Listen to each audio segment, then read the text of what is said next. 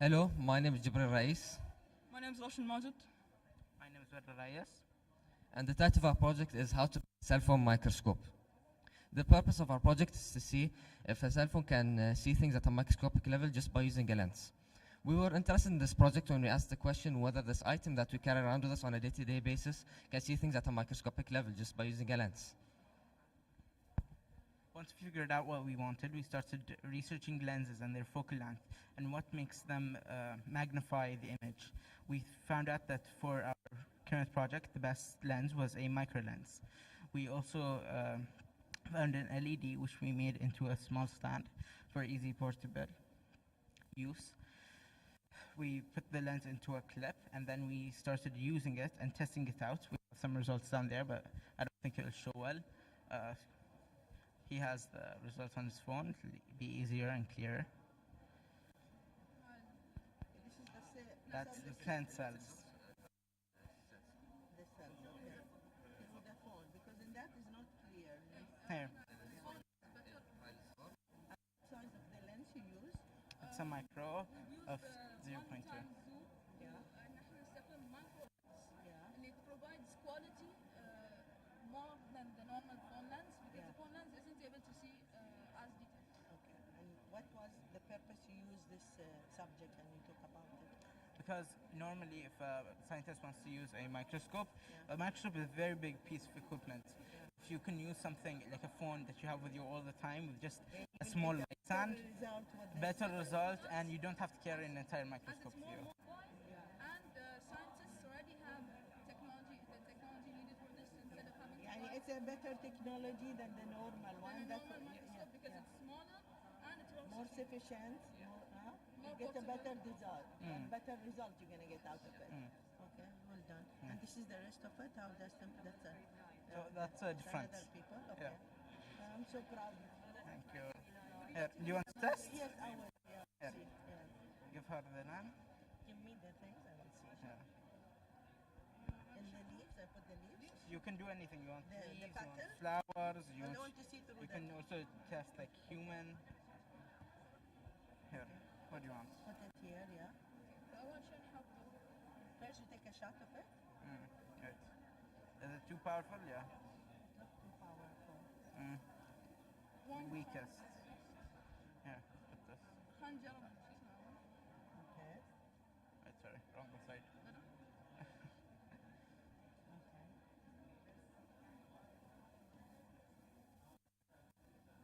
This is as your phone, correct? my phone Yeah. iPhone X Yeah. Okay. Pretty weak. تقدر تشوفين الباوندريز اللي Yeah. هسه واحد ثاني. Okay. Very interesting. I Would think you like to can take a something. picture? Yes. You want to test something else? Huh? We've tested fingerprints, Okay. the Can you scan. just hand? Here, you want to see your fingerprints? Right. Yeah. I'll get the light. Fingerprints. أو skin cells. Skin cells, maybe. Will be more. Okay. Touch knuckles, please. Knuckles.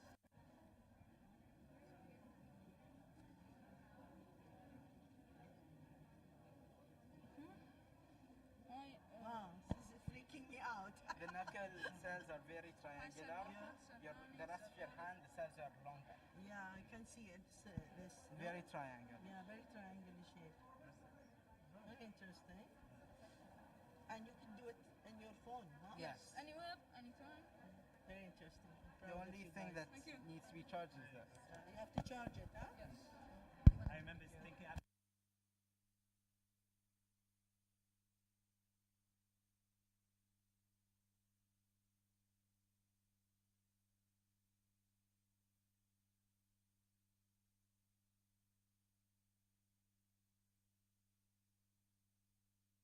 Morning, girls. Can you please present using the mic to our guests?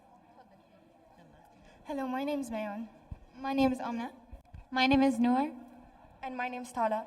Our experiment is about how fears change with age. The purpose of this experiment is to compare the fears between age groups and see how and why they change with age. We were interested to do this project because we always wondered why are people afraid of things even though they're non-existent and they can't hurt us. We researched and we found out that fears first develop at the young age of 8 months old, but they are usually simple fears like loud noises. And fears always develop for the same reason, which is that the victim feels scared or threatened by one specific thing. For example, someone's mom always told them that dogs are dangerous. Now, whenever encountering a dog, they're going to have a flight or fight response. That's a positive effect. As for negative effects, they could have a bad sleeping schedule, unusual eating habits, and compromised immune system. A study in 2009 was conducted in which participants aged 12 to 15 had the highest fear levels, which is highly expected as they're making life-altering decisions in school. From this, we can hypothesize that if fears change with age, then new fears would develop because people are experiencing new and more challenging problems every day. So this is the procedure. And these are the materials. And what kind of categories or what kind of a study you use it, or is by age you went, or what? We went by age. So with 5th grade, 6th grade, 7th grade, and 8th grade, we sent out surveys to each of them and we asked them questions like, are you afraid of heights? Are you afraid of fictional characters? You didn't thought to go with elderly people? And We did, but we didn't get the permission. fears, huh? We would, but we couldn't have gotten the permission. How much was the fear different from grade 5 to grade Yeah, we're gonna get to that in the analysis. Okay, so after we conducted the experiment and sat out the forms, we found out that 7th and 8th graders had a lot more fears than 5th and 6th graders. For example, the fear of failure was the thing that was most feared among each age group, but the difference between the results were a lot. So in 5th grade, only 14 people were afraid of failure, and in 6th grade, only 27, while in grade 7 was 43, and in grade 8 was 41. It's really change the fear of the age. In conclusion, fear does change with age, and this happens because when you grow older, you mature mentally and you are now more aware of the situations you're in and how intense they are. We asked all grade 5, 6, 7, and 8 the same questions about fear, and the results just showed that grade 5 and 6 had less fear, while on the other hand, grade 7 and 8 had more. That just proved our point that fear does change, as well as their mental maturity. After conducting this experiment, we have learned that fears do in fact change with age. We have also learned how to create forms using Google Forms and how to import our research into graphs using Google Sheets, which was a lot easier than we expected it to be. Did you research anything about how to fight fear? Yeah, we did. The main benefit to society this experiment offers is a better understanding of the development of fears. And with this information, we can help build resources for future generations so that they can avoid these fears. And professionals like therapists can help their patients overcome them. If we were to do this project in the future, we would have liked if we could have a larger age group. For example, maybe grade 12s and 10s, and even grade 3s could answer the questions, because the results would be more accurate. And fears change with age. Yes. Our hypothesis was correct. Thank you for listening. Do you guys have any questions? Thank you so much, girls, for this presentation. Very nice. Thanks Thank a lot. you. Well done. This group, can you please give us a brief presentation? Hello, my name is Sultan. Hello, my name is Anoud. Hello, my name is Jude. Light in gelatin. Big question. Does the direction of light change in gelatin? Materials. Gelatin pack, protractor, clear container, wooden stick, laser, and water. Procedure. To start the project, we will have to open the pack of gelatin, add it into the warm water, proceed to mix the water till it gives us a slimy consistency, set down the gelatin to give us a jelly consistency to measure the speed of light. The objective of this experiment is to figure out the index of refraction the used gelatin. The conclusion. The objective of this project is to find out the index of refraction of gelatin by using an extensive laser such as laser pointer of laser level. In conclusion, of the index of refraction of gelatin is 1.5 based on the results of several experiments we did with different incidents, and although the hypothesis was correct since we were able to find out the index of refraction of gelatin of the experiments, but we could have improved it by trying different types of gelatin. The hypothesis, if I point the laser at the gelatin, it will affect the speed of light from many refractions that will happen at once. As you can see here, this is the refraction. like an example of a refraction. Is it going directly? Is it affecting it No. or no? It's not See? affecting it. It's refracting here. Reflecting in the base, no? Yes. But does it affect the direction of it? It goes No, to the, sometimes. it goes in the base and it goes Certain of at the angle. certain angle. Yeah. And what you learned out of this experience? We learned that not everything affects the speed of light. Not everything. Not everything. Only vacuum cleaner. Vacuum cleaner, fastest speed of light. It changes a lot, by a lot. But this is like the second fastest. This is the Second fastest. Very interesting project. You learn new information. Thank you so much. Ready, guys? Now they're grown-up boys. Good morning, boys. Can you please present to our guests? Yes, miss. Hi, my name is Ali. Hi, my name is Muhammad. Hi, my name is Abdul Hamid. And today we're going to be talking about magnetic levitation. Our objective is to test if magnets will levitate because of them being repelled by other magnets. The thing that made us interested about learning about this topic is that we learned that magnets can be able to levitate, so we thought of making levitating vehicles. And so magnetic levitation was found on 1842 by Samuel Earnshaw.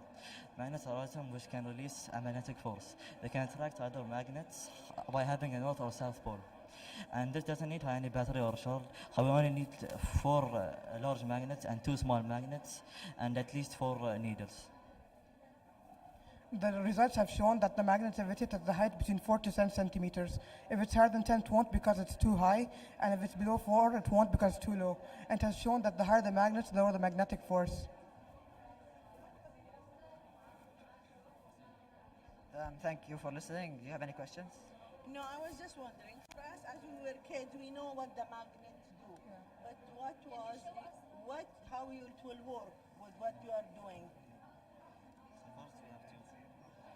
Huh? There is a magnet, no? Correct? In the back of it? That's a magnet, correct? Okay. Yeah.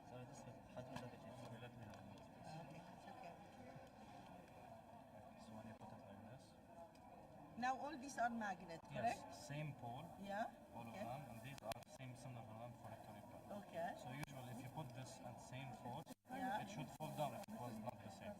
Okay. But if you stick it here and you put it like this, Okay. it will stay up.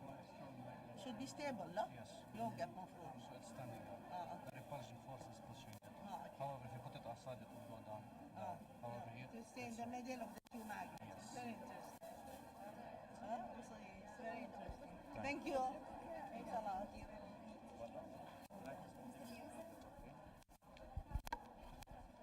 Okay, good morning, boys. Can we please present to our guests? Okay. Explain to me, guys. I heard so much about it, but then I want to see it. This is our project. It is called Building Beaches. The purpose of it is to show how shorelines are affected by waves. We were interested in this project because we wanted to learn more about beaches.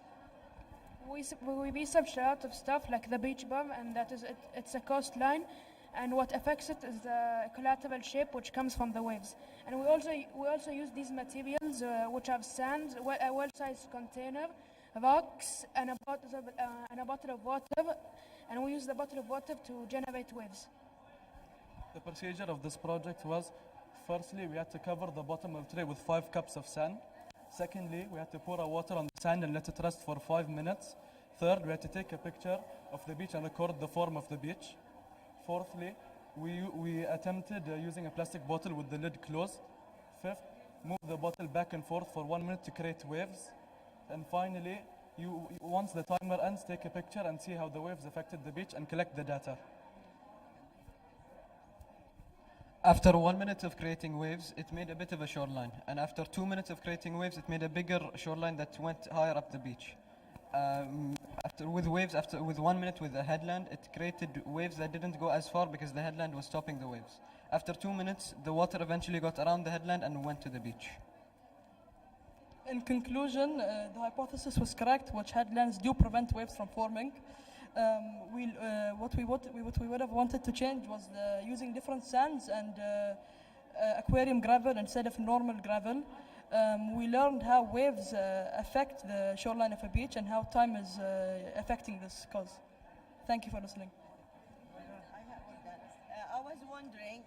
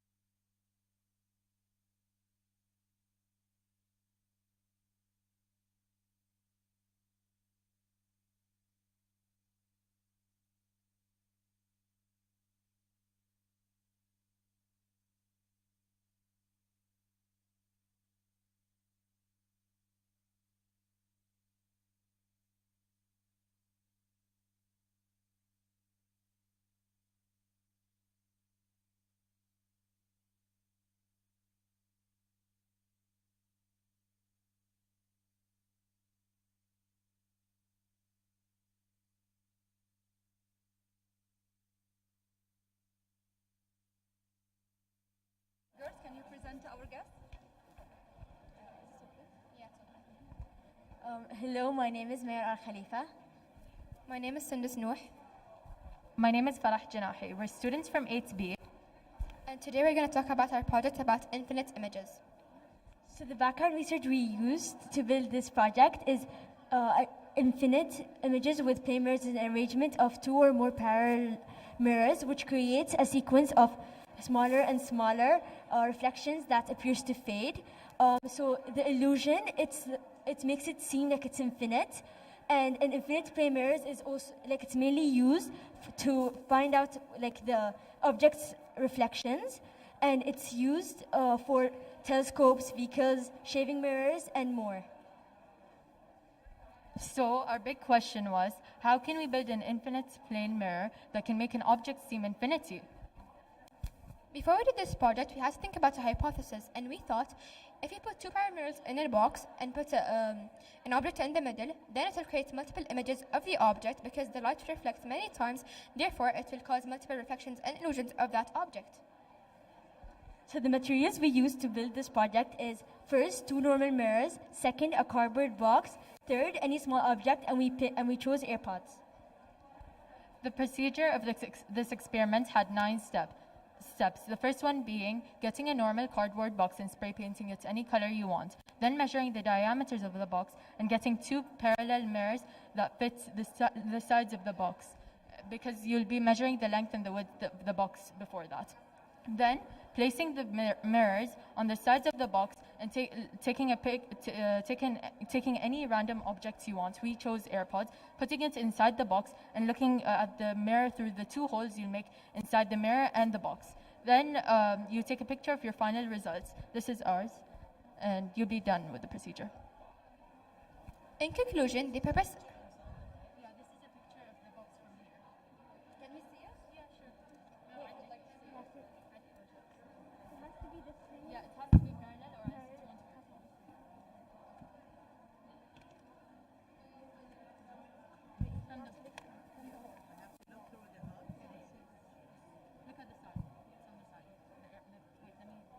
It's repeating so many times. Yeah. I have only one. Huh? Yeah. Well, but it is so much. Very interesting.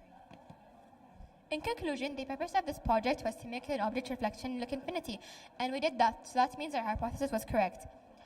And if you could change or expand anything from this project, we would add LED lights inside the box so the reflection would look more interesting and cooler. And we learned a lot from this project. Some of the things we learned is what are illusions, how can you spray paint the box properly, how can you measure, and most importantly, how to work in a team. And if you're probably wondering where this can be used, it's mainly used in a circus, in a fun room where there's a maze and then you have to go through the maze. And it can be used in a place to make it look bigger and more attracting to customers.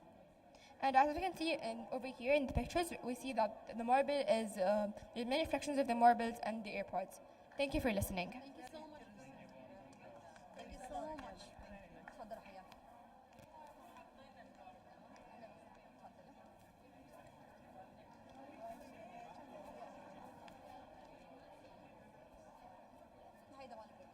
Good morning, guys. Can you please present our guest? Sure. Hi, my name is Mayan. Hi, my name is Asma. Hi, my name is Ali. For our science fair project, we chose a low power AM radio transmitter.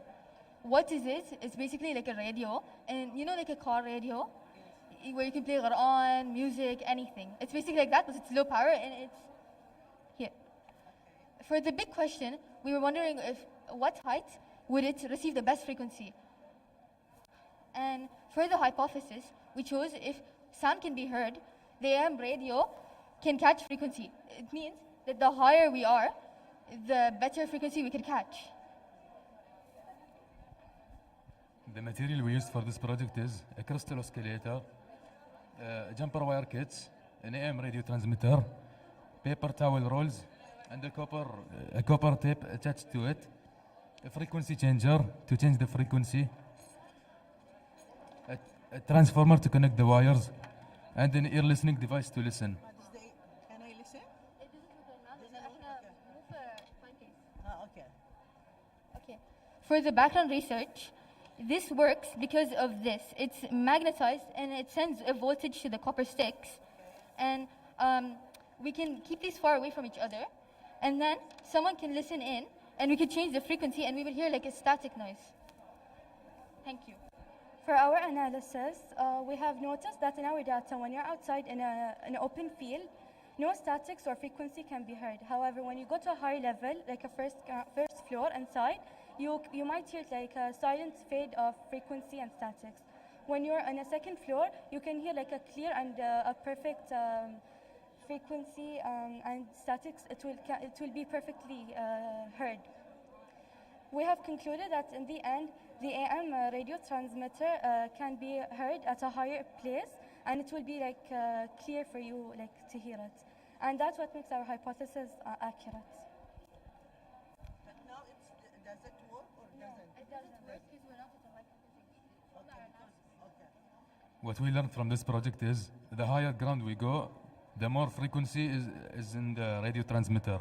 Like for example, if we go to a roof, more frequency will be in the radio. If we're on lower grounds, there won't be any frequency due to the radio towers. It's very interesting. Thank you for this presentation. Thank you. Thanks a lot. The higher floor, and outside the underground, like the car park basement. This is the radio towers. Thank you so much for this amazing project. Thank you. Let's continue. Good morning, guys. Can you please present to our guests about your project? Hello, my name is Fahad. Hello, my name is Shakir. Hello, my name is Abdurrahman. Our project is talking about marble machine.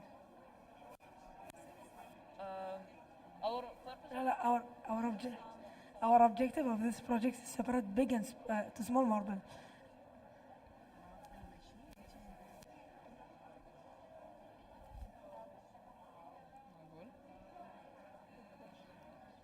No, research. The marble machine was first invented in 2011. An average marble weighs around 0.16 ounces, and the marble shows us how you can define gravity by just some simple stuff on this. And here, the mass and weight and the shape of the marble helps us realize how this can help the marble. It helps it roll down the marble machine and make it go into cups and separate it, the mass. So for our big question was, how do we separate the marbles with different sizes into different cups? So our hypothesis is if the marble were separated, then the machine will work because Each marble has different mass, which means different gravity. The purpose of the marble machine is to explain the effects of gravity. The purpose of the marble machine is to explain the effects of gravity, and the hypothesis is also accepted, what we said in it. And this takes a long time to build because it shows you how this can do, like, this shows you how you can affect gravity, how you can change it with the marble. So our procedure that we use, we first thing glue the sticks. After glue this paper between the sticks. اللي هو هني, and build the raft. This is the raft we build, so it can separate the two marbles.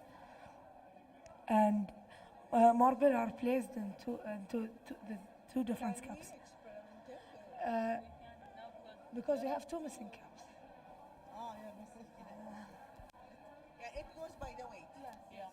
The idea, we can separate it. So for our analysis, for big marbles we use 22 marbles, and for small marbles we use 24. So in trial 1 for big marbles, 13 were sorted and 9 were not. And for small marbles, 17 were sorted and 7 were not. And for trial 2, for big marbles, 12 were sorted and 10 weren't. And for small marbles, 10 were not sorted, and or 14 were sorted and 10 were not. And trial 3, big marbles, 13 were sorted and 9 were not. And for the small marbles, 17 were sorted and 7 were not.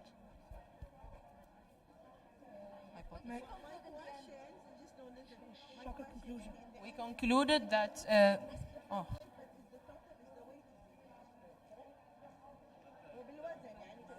إيه.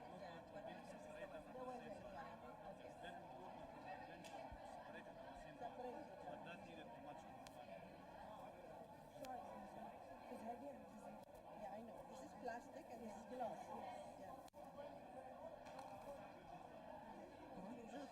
Um, Thank you so much. You have something to add? Yeah, for this. This marble machine also can show us if there's an increase or a decrease in gravity with the G-force. Thank you very much. Thank you. We're learning new information from you today, guys.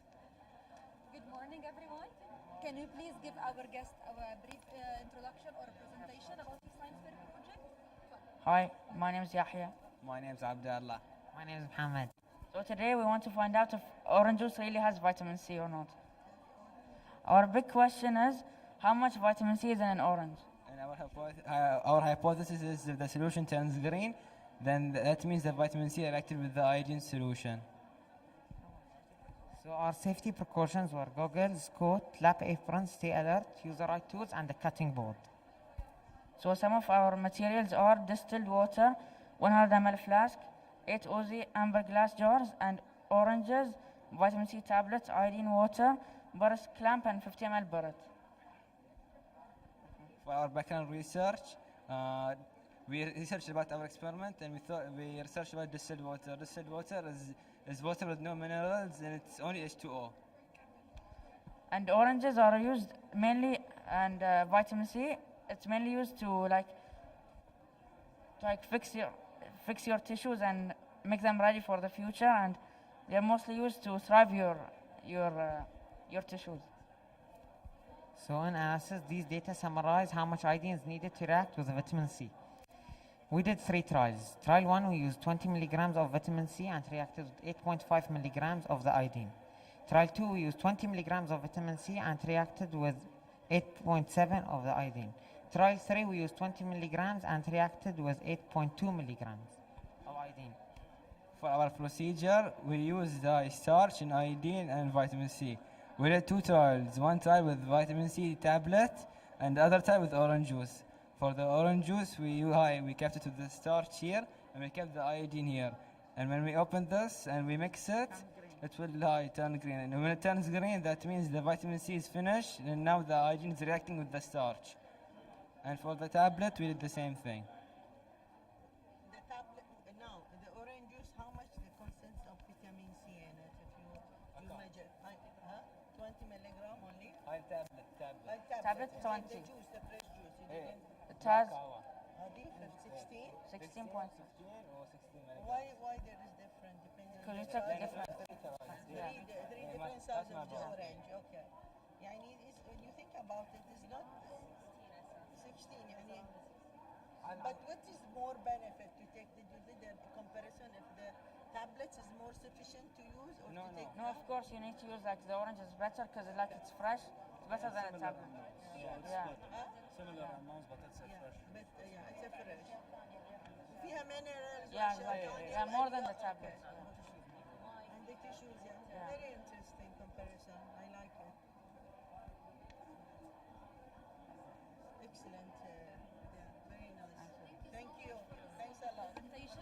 Very good information. Good morning. Can you please present to our guests? Hello, our name is Nawaf. Ghazlan. Alia. And today we'll be talking about how much fat's in our food. And to start off, we're starting off with our hypothesis, which is if the procedure is done correctly, then the fat will successfully be separated from the food and due to the liquid acetone reaction. Of course, what's a science project without materials? So we have jars, which, fun fact, weigh 100 grams each. And what we'll be experimenting is the Lay's chips, Pringles chips, and the chocolates, as you can see from here. And we need a hammer, so we use that to crush the food, and then we use the scale to weigh that, and the beakers does the same job as the jars. And we need papers and pens and pencils, of course, to write down all the important data and information. Okay. Basically, in our research, we researched about the different types of food, the unsaturated, the unsaturated fat. We researched about the saturated fat and the trans fat. We also researched about our materials and how our materials have an effect on our food. And we researched about the fat oils and the fat acids. In general, we researched about the fat and everything around it and how it reacts with other materials. And next up, we have our analysis. And during our first procedure, we used Ziploc bags, Galaxy chocolate, Pringles chips, and Lay's chips, and 20 milligrams of pink nail polish remover. But our first attempt didn't work due to the nail polish, due to the perfume in the nail polish remover. And so in the next attempt, we used a different route. And instead, we used normal nail polish remover with no perfume. And our This is the normal one. no, this is the pink one, which has perfume, and Okay. this one doesn't. So The normal one. this so is the normal. totally. Okay. Yes. But will the effect is different? Yes, and in our second attempt, it worked, and we found out that the chocolate had 7.3 grams of fat, and the Pringles chips had 4.8, and the Lay's chips had 4.6. Here is the chocolate fat. You could see it here. So, And this is how much? which one? The last one is chip. The Lay's. The potato chips. Yeah, we had two potato chips, Pringles and Lay's. And which one's higher? The higher is the Pringles with 4.8. Pringles is higher? Yeah, 4.8. And the Lay's? Yeah. And the Lay's look more oily. Huh? Does it? I don't know. No, I think so. The Lay's in the top. They look oily, yeah. This took like 1 hour and it was completely fresh. Yeah. We were very surprised about it. At 1 hour the fat started appearing lighter.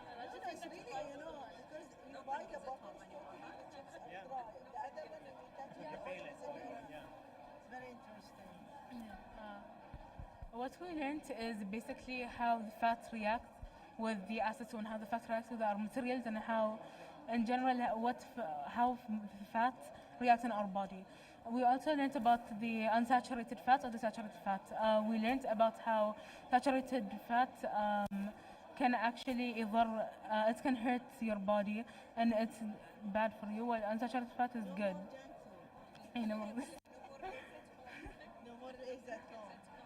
Thank you so much for this presentation. The mother buying the chips more than the boys.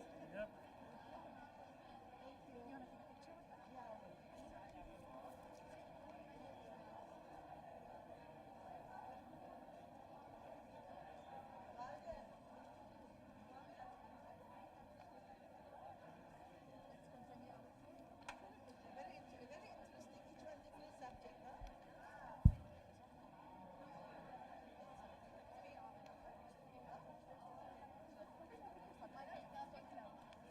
Good morning, girls. Can you give us a brief presentation about your project? Hi, my name is Mariam. My name is Zaina. I'm Delal. And our project is to test lip balm recipes, and the purpose is to see whether lip balm recipes are different at home than the store-bought ones. This topic grabbed our attention because we wanted to learn more about the skincare products that we use and whether they're safe or not. Our background research is talking about how you can make different recipes of lip balm like store-bought ones. And you can use shea butter, honey, and jojoba oil. Very interesting. We only use You use three types, no? Yeah. Yeah? And the main one we use shea butter, honey, and jojoba oil. Yeah. And these are the failed ones, and we only used honey here. And I can smell honey there. yeah, and here shea butter, and here lavender oil. Lavender, huh? Yeah. Smells so good. Thank you. In conclusion, we saw that the ones we make at home are different than the ones that we buy. This one is organic, and the ones that we buy. You didn't make this. You made those. No, we made this, but Very different interesting. ingredients. Very moist and beautiful textures. It works when we use it. You have a future for doing. Oh, there's a lot of people do this kind of business, you know, and they have their things is being displayed in Blue Mandil, Harvey Nickel. Very interesting. Thank you. Thank you so much, girls, for this lovely presentation. Great job. Does this smell nice? Can you please present our guest? Hi, my name is Saba. Hi, my name is Fatma. Hi, my name is Razan. Hi, my name is Widad. And the title of our project is Solar Powered Car.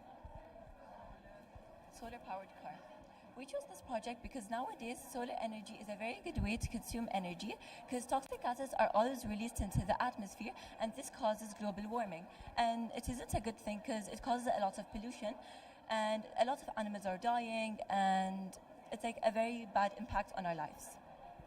So we were interested in this project because transportation and vehicles are a very big part of our life, but unfortunately they produce 29% of pollution when releasing greenhouse gases into our atmosphere. So we want to test out a different kind of power instead of fossil fuels. And we chose solar power and we want to see how it works. Of course, we had to have a big question, and our big question was, would the car work without direct sunlight?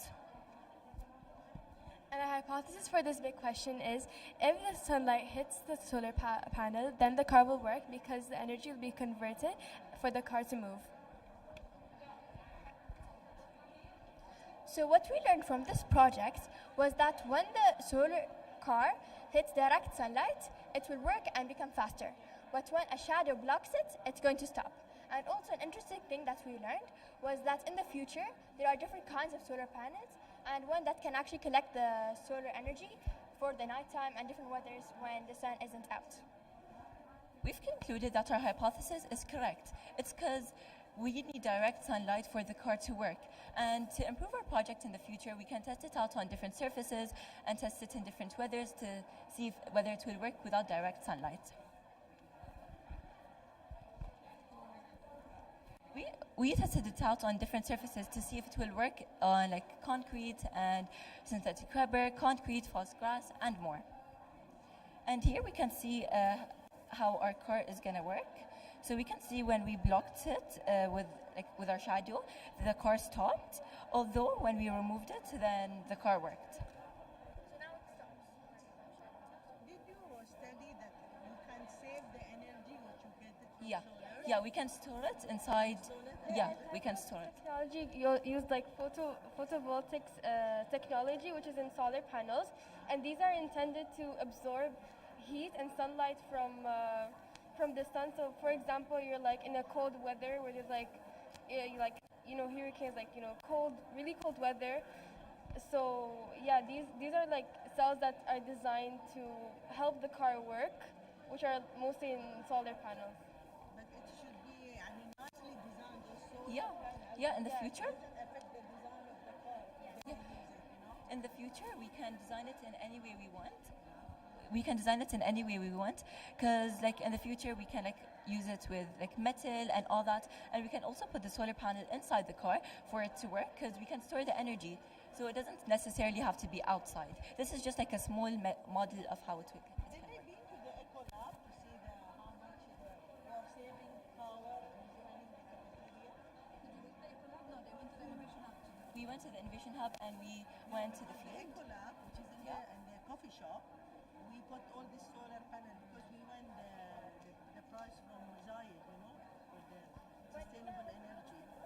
All the panels, which is in the roof and is all around the cafeteria, it's giving us 70% of the running electricity in the cafeteria. I think they should go and see the readings. They are into this solar things. Yeah. Now we're doing the rest of the school. We're working in it. It's functioning, yeah.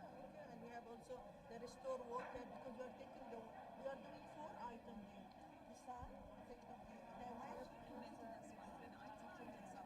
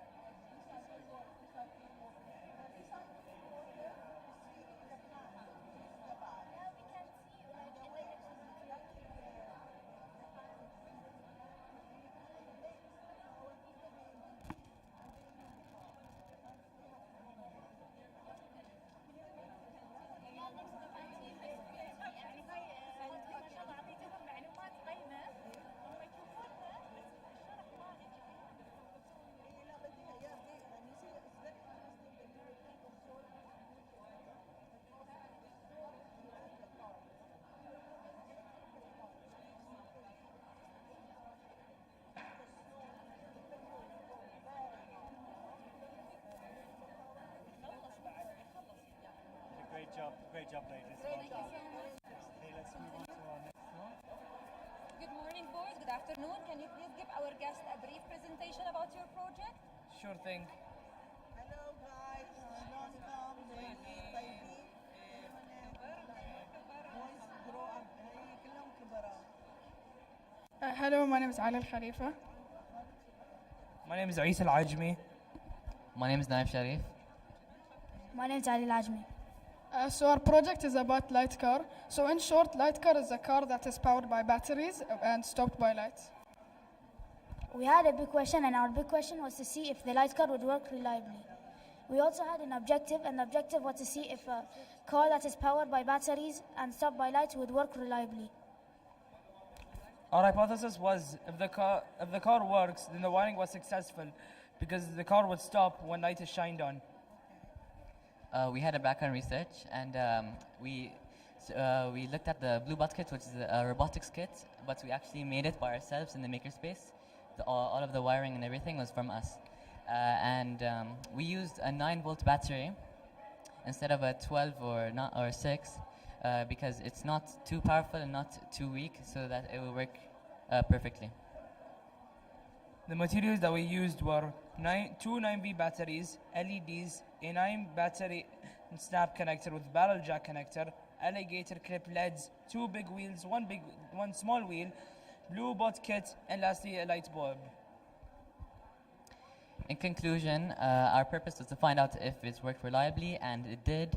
Our hypothesis was correct because the wiring worked and the sensors worked perfectly. If we were to do this project again, maybe we would use a different battery and see if it works better or worse. And that's it. Thank you.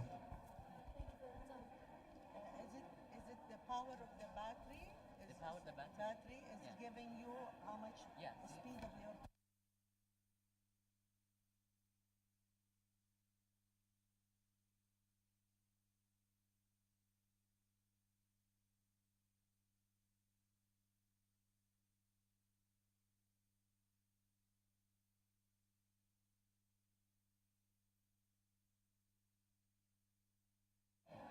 Good afternoon, girls. Can you give us a brief presentation about your project?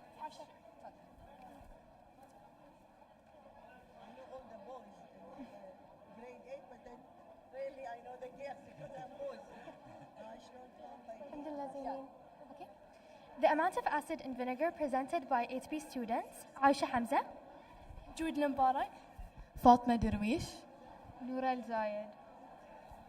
Our big question was how much acid is in each vinegar? Our objective is we have to determine the amount of acid in different types of vinegar using titration with the color pH indicator to determine the endpoint. Our hypothesis was if the solution needs more sodium hydroxide, then it is more acidic because it needs more sodium hydroxide to react with. Before starting our experiment, we did some background research. First off, an indicator is a substance that changes color due to the change in pH. Titration is a method used in chemistry and experiments. Other people also know as volumetric analysis. In the data, we can see that the sodium hydroxide needed for apple cider vinegar was 0.4 ml, white vinegar 1.3 ml, and natural vinegar 1.4 ml to completely react with. In conclusion, natural vinegar took the most amount of sodium hydroxide, which made it the most acidic, and apple cider took the least amount of sodium hydroxide, which made it the least acidic. Thank you for listening.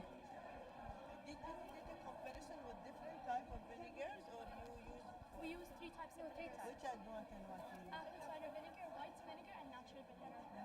And which one was the highest in the acid? Natural vinegar. The highest in the acid? And the least was out.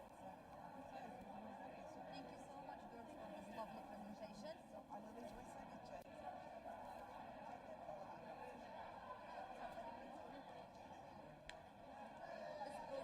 Good morning, girls. Can you please present to our guests? Hi, so our experiment was soap, and our big question was, does the so I'm Nof. No. I'm Lulua. So our big question was, does the Mayor.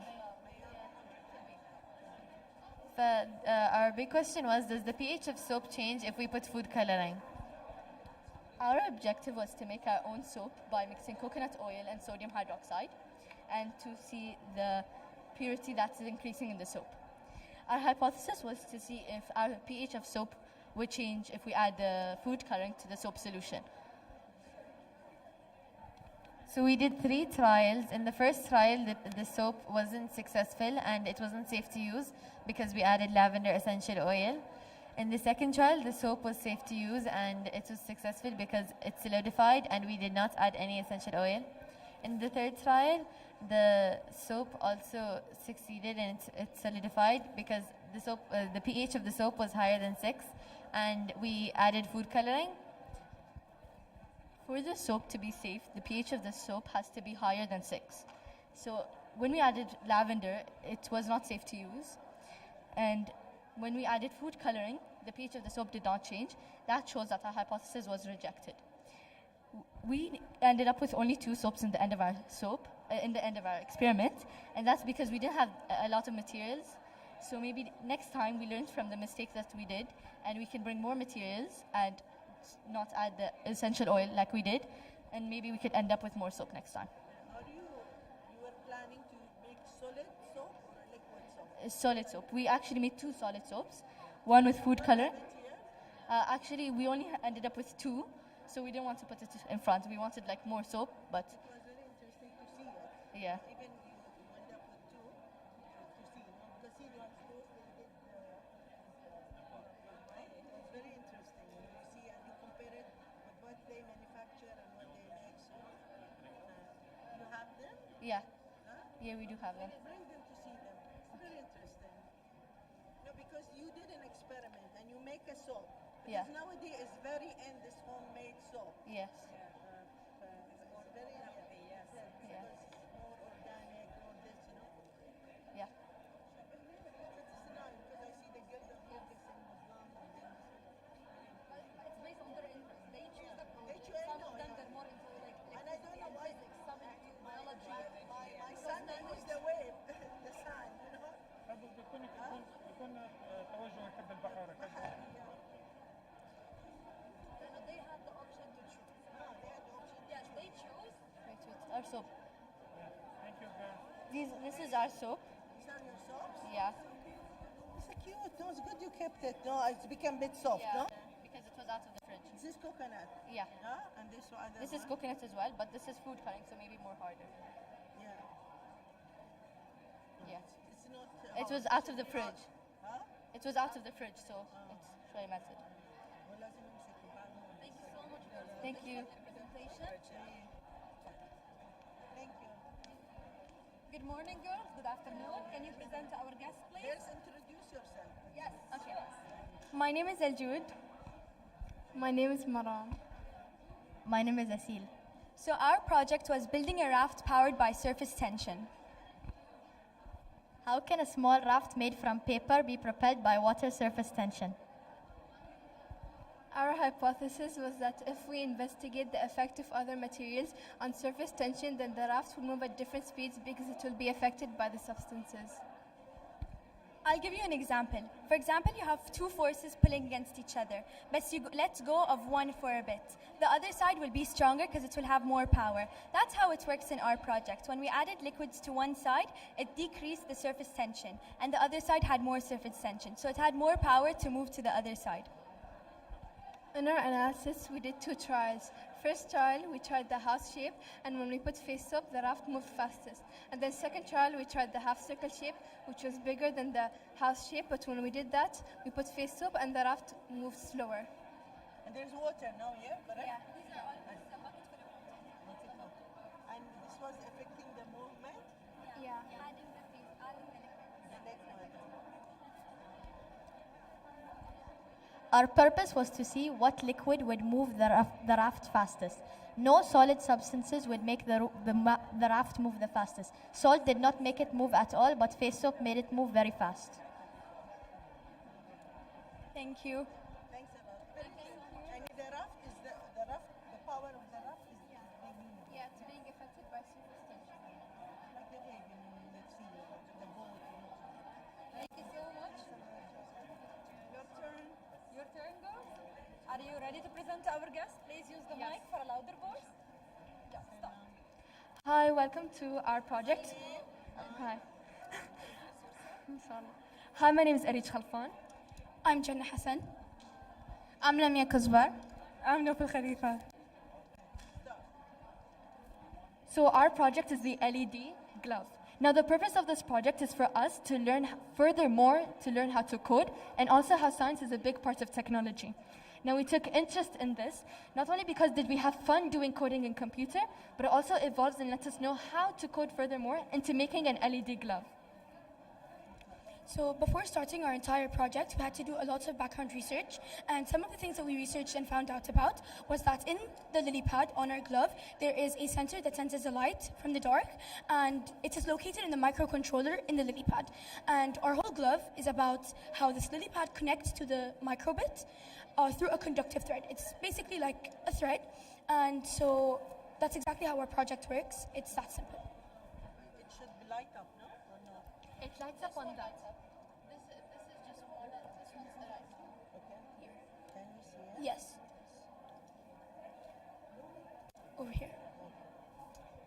But in your picture here, you have even the toe of the finger, no? Yeah. It could be anywhere we would like it. So we decided to sew it here because it would be easier to see. We could have easily put it on the tip of the gloves, and that's how easily we could see it on the tips. But because see now we are connected with a lot of things. How you gonna do it with a smaller mechanism, you know? Yeah. Okay. So the thing is, this doesn't light up unless it's connected to an electronic device or a laptop because it carries the energy, it transmits the energy, and then this glows up and this glows up. So without the coding or downloading it or attaching it to this is just turned off like that one. Also, when we started our project, we had a different idea of our project, which is, like you said, was to have it on one piece only. We were supposed to have a battery here connected to the lily pad. Again, yes, exactly. But it didn't work, unfortunately. It could have worked with stronger conductive thread, but the conductive thread that was available for us wasn't as strong, so we had to redo our entire project based off of this microbit, and we could just code anything we would like, and you could even see it like right here. So basically, throughout this project, we have learned how to code with this app called Microbit, and we have also learned that the electricity can flow through the glove with using the conductive thread. Without it, we can't let the electricity flow through the glove. We have also learned that technology is a big part of science. And also we have figured out that just with a simple code on the computer, everything can change. It can do whatever we tell it to do. And also the LED lights is visible to the human eye no matter what lighting is surrounding it. And also based to the brightness we code it. We have also perceived the fact that it only glows when it's connected to something because it needs the energy. Thank you. Do you have any questions? Thank you so much. But I was thinking, and if you are designing this, you have to design it in a portable basic plan. You don't need all this wiring. Yeah. You mean in like a more progressed way or evolved way? Yeah, there would have been a way because it only carries 2 volts, so it's safe to wear. Exactly. We decided to make it as beautiful. Thank you. Thank you so much, girls. Well done. And I like your glow. Thank you.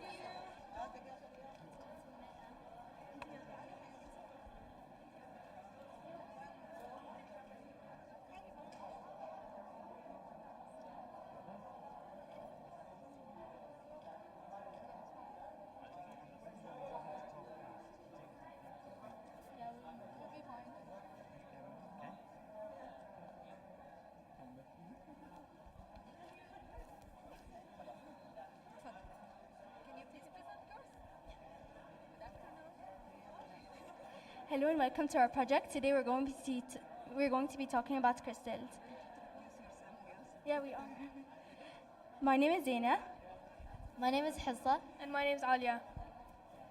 So the purpose of our project is to test which temperature is best for creating the biggest and largest crystals. We chose this project because we were very interested and curious to find which temperature works best. We think that the best temperature to grow the biggest and largest crystals is in cold water, since it's going to make like a larger crystal than the room temperature. So we researched about this topic, and according to researchers, they think the best temperature for creating crystals is in room temperature. But that only depends on the type of crystals. As researchers say, during our procedure we will be seeing a chemical reaction happening. There are many different types of crystals. Some may take 1 day and some may take 1,000 years. Those all depends on the crystal that you're making. Like for example, ours, the homemade crystal, it took a week. But if you're going to make like an emerald, it's going to take 25 years for it to make. Okay, so when we went through our project, we had a couple of failed experiments. It didn't work straight away with us. We had to attempt a couple of different times. And our key component that we were missing was baking soda. We used bicarbonate soda instead, and it did not work with us. As you can see here, this is our failed trial. When we fixed that and used baking soda, it worked with us here. So as you can see, those are the results of the room temperature in the refrigerator, and you can see that the cold water formed more crystals.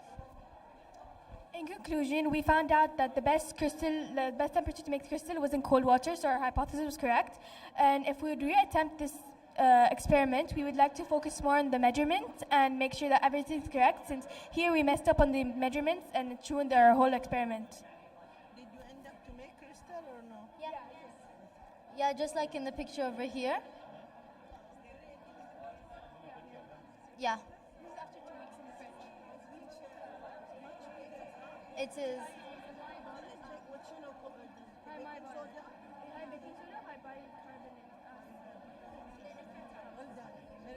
Thank you so much. Allah ya'afik. Thank you. Let's continue our We're almost. We do about five Good minutes. afternoon, guys. Can you please present your project to our guests? Present yourself first and your project. Hello, my name is Isa. Hello, my name is Sultan. Hello, my name is Khaled. And this is our project, the Marble Roller Coaster. The Marble Roller Coaster is an experiment to help people understand the potential energy better and how does it work and how do we even find it. So the reason why we chose this project was because of how much we love roller coasters, because it's a project, it's a thing that we really are interested in, because how does it go this fast? How does it go through loops? This is all questions that we have in our mind that we want to answer through this project. Okay, and this project can help companies save bills because, as you can see, in almost all roller coasters, they use motors that use electricity. So they use a lot of electricity. This motor just can be used one time. As you can see, when it goes up, it can only be used at that time. The rest, the potential energy will do it. Okay, potential energy is energy that's stored in a thing. For example, petrol. We can determine potential energy by multiplying mass, height, and gravity. Gravity is always 10, so we multiply mass and height, and then the answer we multiply it by the gravity. In our results, we had 4 attempts. As you can see, in this attempt, we got 15 joules, which is the unit of potential energy. If you're wondering how would we find 15 joules, first of all, we got the mass of the marble, which was around 1.15 grams, and the height of the starting point, which was 1 meter, and also the gravity, which was 10, which is always going to be 10. As you noticed in this graph, this has the least amount of time because it had the heaviest marble. So at the end of all this project, we can conclude that the mass, the higher the mass, the higher the speed, and the better the material, the better the traction. Because before we used this material, we used the tire rubber material that made the traction less and it couldn't do good. That's it. For your presentation. Well done. Boys, can you please present to our guests your presentation, your science approaches? Yes. Your names, please. Hello, our names are Muhammad, Hassan, Ghazi. Today we'll be showing you our Mousetrap car project. The objective is to design a simple mousetrap car that has low friction and less weight as much as possible. What cheese or what you gonna put?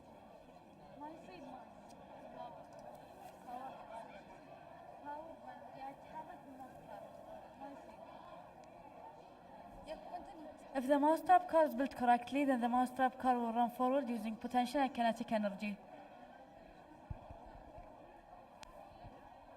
We are interested in doing this project because we saw videos online of people around the world doing a mousetrap car, and they're trying to make it as best as possible. So we decided to try it on our own and see how well we would do. So this actually works based on this string, which is attached to this lever. When the string, we have to rotate it, so it creates more traction. When the lever is pulled, as you can see, it will rotate catch and something or No, it doesn't catch. Well, What was the idea of manufacturing it? The mousetrap makes it run forward. In all the power, there is no power here. The power is the mousetrap. basically it's the engine. battery, ما في مثلا motor. Yes.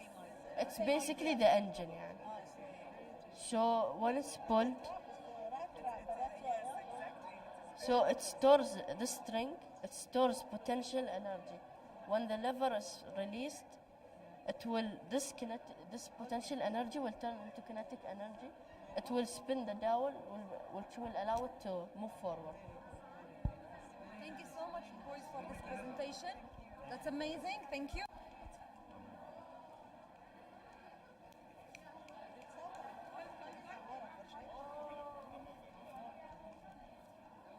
This one.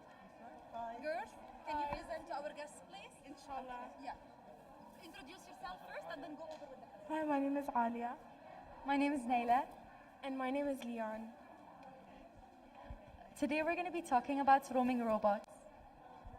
Our big question is, when we build an underwater robot, how can it go underwater safely?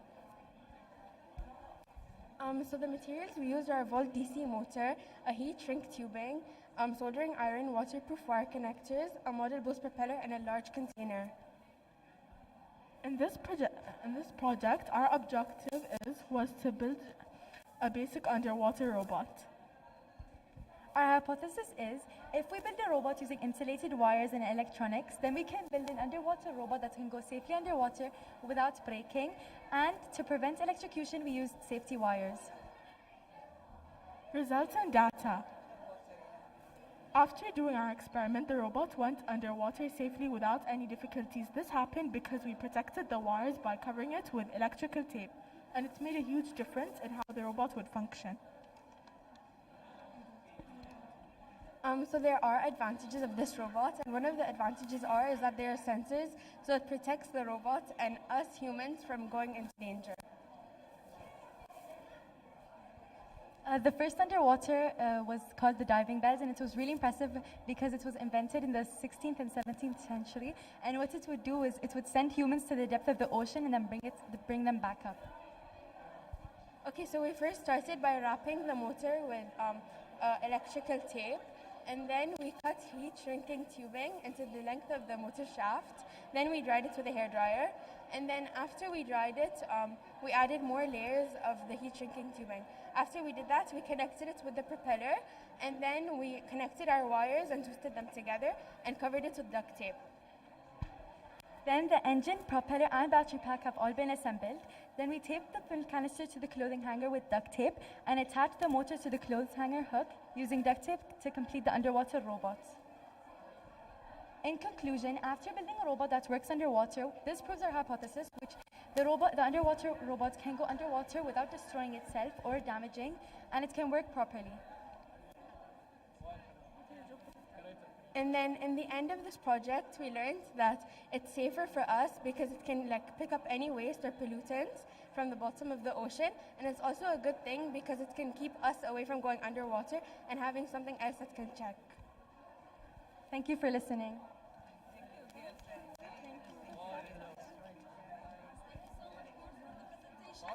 Thank you. Yeah. Are you ready? We're in the mic. Just give us a brief presentation about your project. Put them down and give us a brief. Okay, so our project is about bath bombs. Aisha. Bath bombs by Hayat Auda.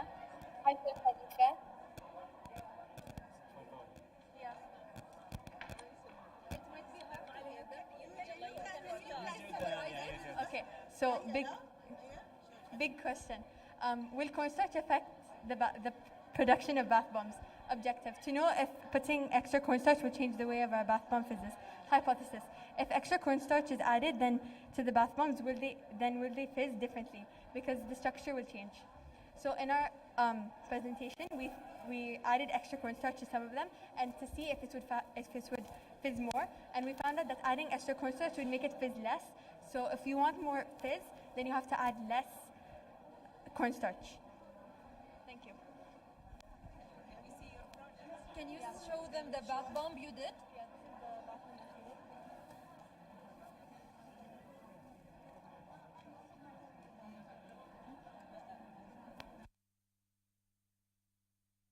And thank you for presenting along. Thank you. Okay, boys, can you present to our guests about our solar oven? Solar oven by Hamad. Fahad. Rayan. Big question. At what time of day will the solar oven yield the highest temperature and most efficient cooking time?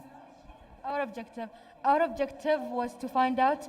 Our objective was to build a solar oven and to find out which time of day it's best to be used.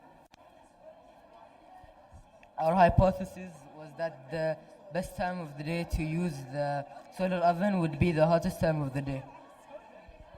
The data. On day 1, the highest temperature inside the oven was 49.8 degrees at 8:27 a.m. However, the highest temperature outside was a different time, at 9:07. The temperature was 23 degrees. On day 2, the temperature inside the oven was its highest at 9:42, 65.9 degrees. But the highest temperature outside the oven was 27 degrees at 11:11.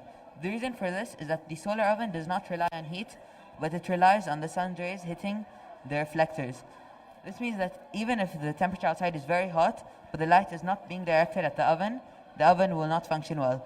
But if the temperature is a little low, but the light is being reacted at the oven, it will function well. At first, we thought that the best time of the day to use the solar oven was the hottest time of the day, but it turns out that the best time of the day to use the solar oven was the time with the most sunlight. If we would do this again, we would put it in a more efficient place with more sunlight and no buildings to cover anything. But is it functional? Will be functional? Outdoor or indoor? It's outdoor. Outdoor? It's solar. Thank you so much, boys. Okay, last not the least, can you please present to our guests? Assalamu alaikum. So we start? Okay. Turning heat into electricity by طارق الحداد, Ahmed Naimi, and Abdurrahman Aoudi. The reason we chose to do this experiment is because we want to show everyone that we can generate electricity in a very eco-friendly way. And this works because the hot atoms and molecules move very fast, and the cold molecules and atoms move very slow. And when they combine, they make an electron. And the electron moves through the thermocouple and goes through into a metal, and then makes an electrical circuit and an electrical current. And then the multimeter reads the electrical circuit and the millivolts in it, and then we analyze it in data and data tables. So we have two wires, one cold and one hot water. We measured it when it goes through to the thermocouple, after that in the metal, and we measure it with the multimeter, and it shows us the voltage that we put in the results. So we concluded after doing all of that the higher the temperature, the higher amount of millivolts it gives off. And in the data table it shows when the temperature was at 94 Celsius, it gave off the highest amount of millivolts, which is 178. And when the temperature was at its lowest, at 70 Celsius, it gave off the lowest amount of millivolts at 2.3. Thank you.